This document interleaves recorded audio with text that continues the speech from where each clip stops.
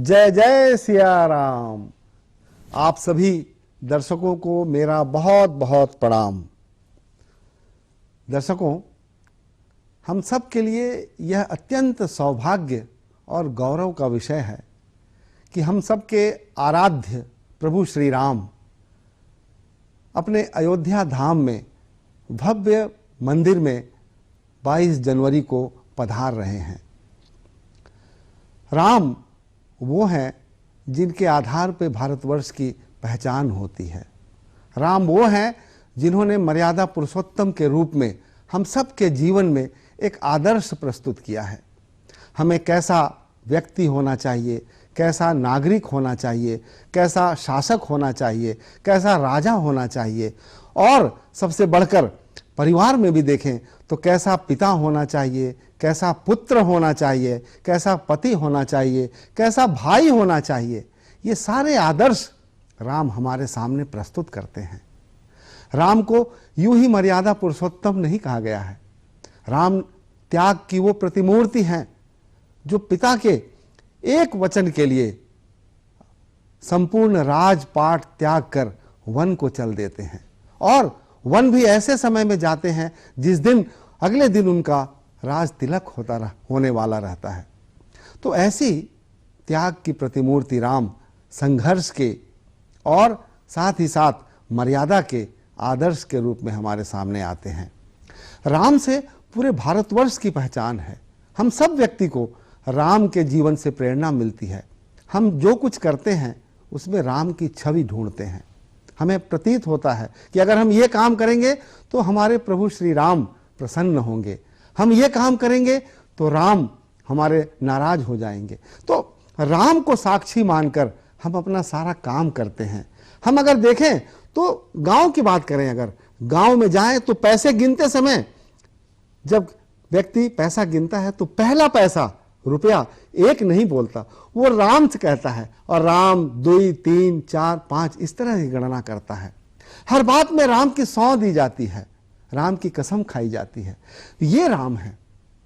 तो ऐसे राम के मंदिर के पुनर्स्थापना और मंदिर में राम के प्रतिष्ठा का जो पर्व है, ये हम सब भारतवासियों के लिए खुशी का ऐसा अवसर है जिसे हम वर्षों के बाद प्राप्त कर रहे हैं। तो आइए उसी अवसर के उपलक्ष्य में हमने दूरदर्शन गोरखपुर की ओर से राम कथा का आयोजन किया है। हम 9 दिन के इस अनुष्ठान में हम प्रतिदिन राम के उन रूपों की चर्चा करेंगे जिन पर कम चर्चा हुई है या जिनकी गूढ़ता को सामान्यतया समझ में नहीं आ पाता है।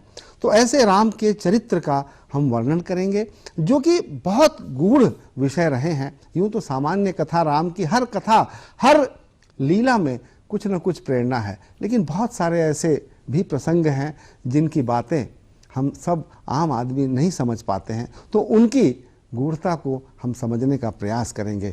हमारे कथा व्यासपीठ पर कथावाचक हैं पंडित श्री पवन कुमार मिश्र जी। आइए उनसे आज प्रथम दिन की कथा का रसास्वादन करते हैं। जय जय सीताराम।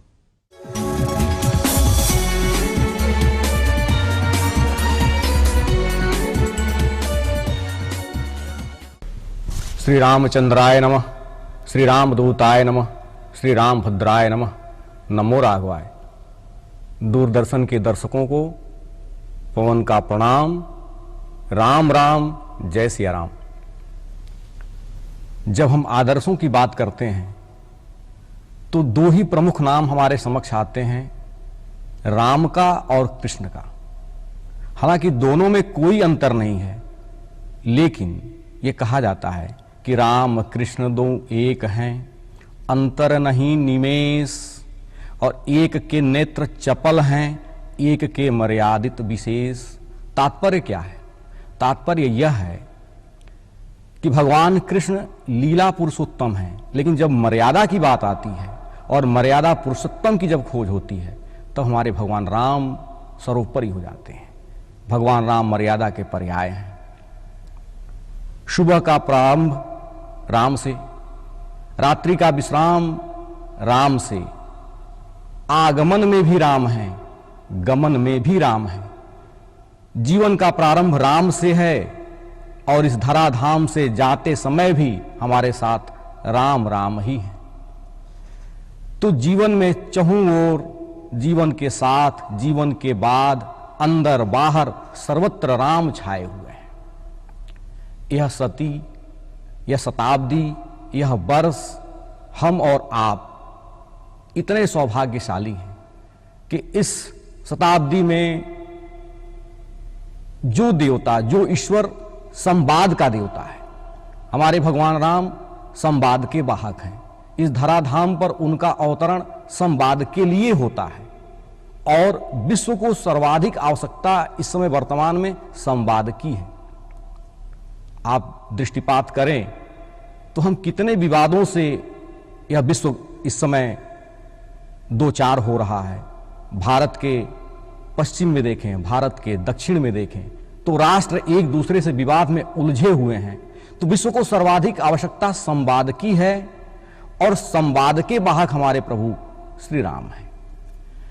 ऐसे संवाद के देवता, संवाद स्थापित करने वाले भगवान राम की जन्मभूमि श्री अवध में कतिपय कुछ विवादों के कारण हमारे रामलला वर्षों तक टेंट में विराजे।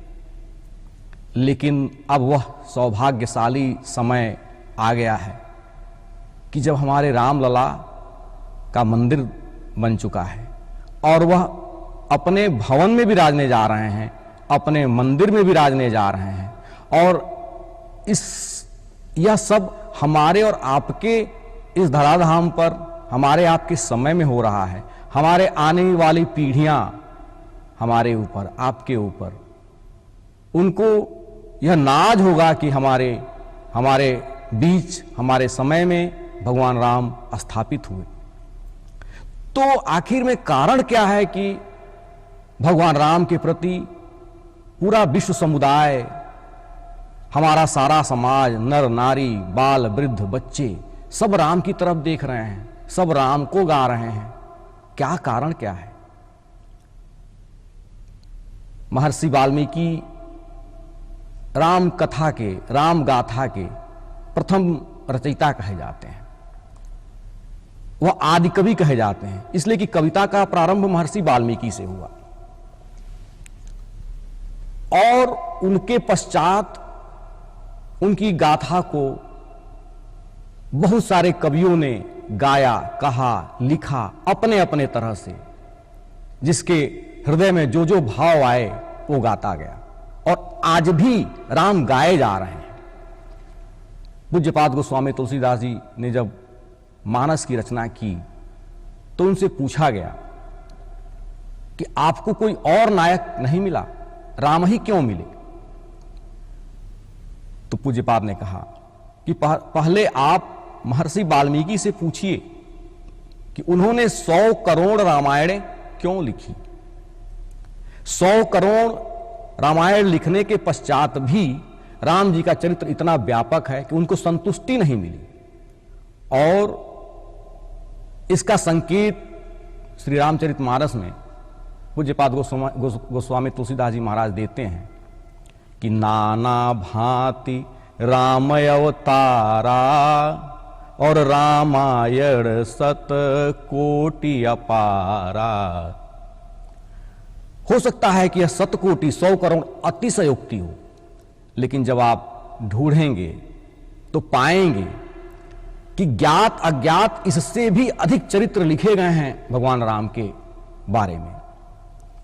महर्षि वाल्मीकि ने लिखा, शिव जी सदा जप रहे हैं और गाते हैं। जब हम आरती गाते हैं रामायण की तो उसमें क्या गाते हैं कि गावत संतत शंभु भवानी अरुघटु संभव मुनि विज्ञानी व्यास आदि कवि बरज बखानी काग भुसुंडी गरुण के ही की।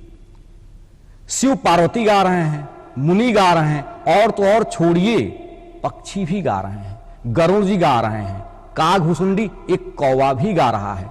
ऐसा उदात्त चरित्र हमारे राम जी का है। जब हम दृष्टिपात करते हैं तो पाते हैं कि कितने भाषाओं में इनके चरित्र को गाया जा रहा है। महर्षि कंबन, कृतिवास, विमल सूरी ने पौंचरीव लिखा, और तो और अन्य, यह सभी जातियों, सभी धर्मों से ऊपर राम है।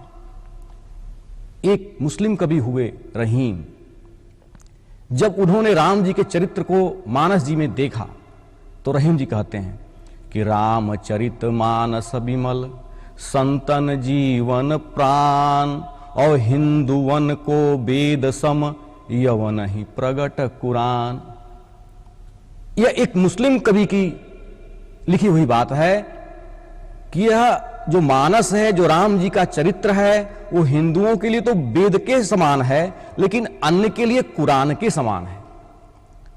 एक ईसाई मिशनरी हुए, आप जानते हैं, फादर कामिल बुल्के, वह बेल्जियम से भारत आए, और जब उन्होंने राम जी के चरित्र को देखा, उनको पढ़ा, मानस में पढ़ा, वाल्मीकि रामायण में पढ़ा, तो वह तुलसी के राम और वाल्मीकि के राम, इन दोनों के होकर के रह गए।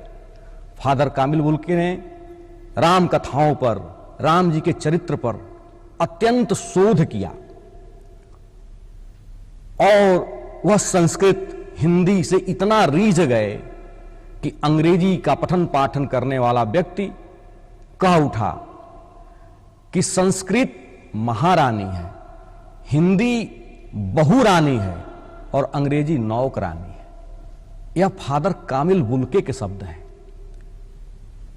तो हिंदू, मुस्लिम कवि भी, ईसाई भी, सब राम ही को गा रहे हैं। महर्षि वाल्मीकि के अंतःकरण में जब कविता फूटी क्रौंच पक्षी के वध को देख करके, तो अनुष्टुप छंद था। उन्होंने नारद जी से पूछा कि हे महामुनि, मैं इस विधा का उपयोग कहां करूं? इस संसार में कौन ऐसा है महापुरुष, व्यक्ति, देवता, जिसके ऊपर इस विधा का उपयोग किया जाना चाहिए? महर्षि वाल्मीकि कहते हैं कि कोनस्मिन् सांप्रतम लोके गूढ़वान कश्च वीर्यवान, धर्मज्ञश्च कृतज्ञश्च सत्यवाक्यो दृढ़व्रतः। महर्षि वाल्मीकि ने तुलसीदास नारद जी से 16 गुणों के बारे में प्रश्न पूछा है, और नारद का जो उत्तर आया कि इस धराधाम पर हे वाल्मीकि एकमात्र एक ही महापुरुष हैं जिसके अंदर ये सारे गुण एक साथ है। नारद कहते हैं वाल्मीकि रामायण में, इक्ष्वाकु वंश प्रभो रामो जनई नाम, राम जनई नाम श्रुता। इक्ष्वाकु वंश में उत्पन्न हुए राम हैं, जन जन में जिनका नाम राम के रूप में प्रसिद्ध है। आप अपने इस विधा का उपयोग उनके चरित्र के वर्णन के बारे में करिए, और तब महर्षि वाल्मीकि रामायण की रचना करते हैं। कारण क्या है कि सब गाए ही जा रहे हैं, सब गाए ही जा रहे हैं। महर्षि वाल्मीकि से लेकर के इस कलयुग तक अब भी गा रहे हैं, हम भी गा रहे हैं, और आप भी गा रहे हैं। सबकी दृष्टि अयोध्या की तरफ लगी हुई है। जन जन के हृदय में रोम रोम पुलकित हो उठा है कि हमारे रामलला अब विराजने जा रहे हैं। एकमात्र यही कारण है कि वह संवाद को स्थापित करने वाले देवता हैं। एक पिता पुत्र के रूप में राम को चाहता है, एक भाई भाई के रूप में राम को चाहता है, एक स्वामी सेवक के रूप में राम को चाहता है, एक सेवक स्वामी के रूप में राम को चाहता है, एक गुरु शिष्य के रूप में राम को चाहता है, और तो और एक शत्रु भी राम के रूप में राम जैसा शत्रु चाहता है। रावण भी राम जैसा ही शत्रु चाहता है, इसलिए कि राम रावण को मारते नहीं, राम रावण को तार देते हैं। ऐसे शत्रु हैं राम। और उनकी प्रशंसा शत्रु भी करते हैं। मानस में पूज्यपाद गोस्वामी तुलसीदास जी संकेत करते हैं कि बैरिहु राम बड़ाई करही। ऐसा शत्रु कौन जिसका शत्रु भी उसकी प्रशंसा करे। और जब रावण को मारते हैं तो तासु तेज समान प्रभु आनंद, उसको मुक्ति प्रदान कर देते हैं। ऐसे हैं राम।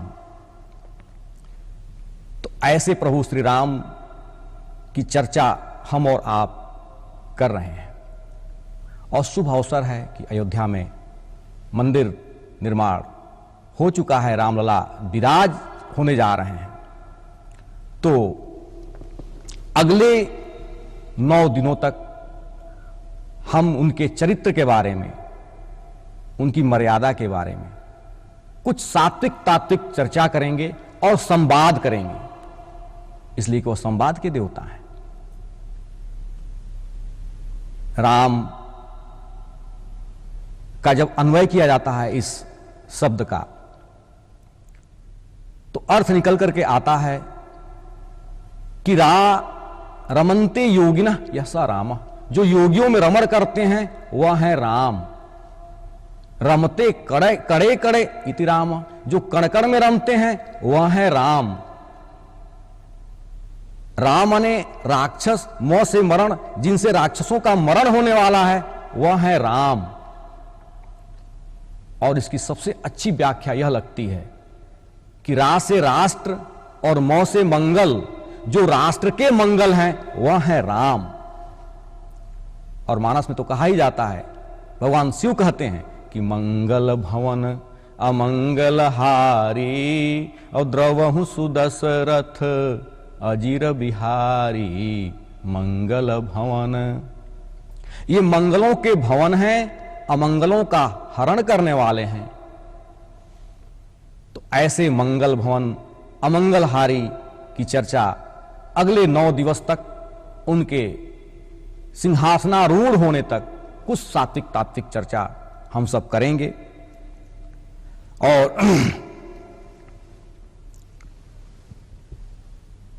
उनका चरित्र ऐसा है कि अपना चरित्र वो स्वयं ही गाने लगते हैं मानस में।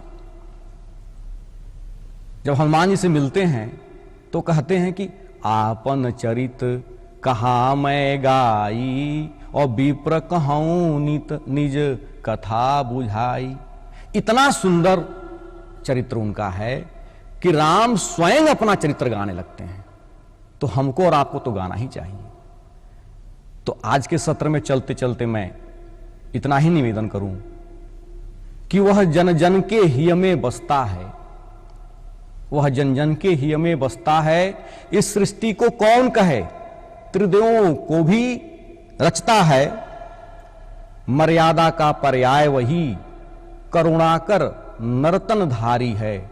और सब हरि नामों का सार राम, मेरा दशरथ अजिर बिहारी है। कल पुनः मिलते हैं, तब तक के लिए नमो राघव।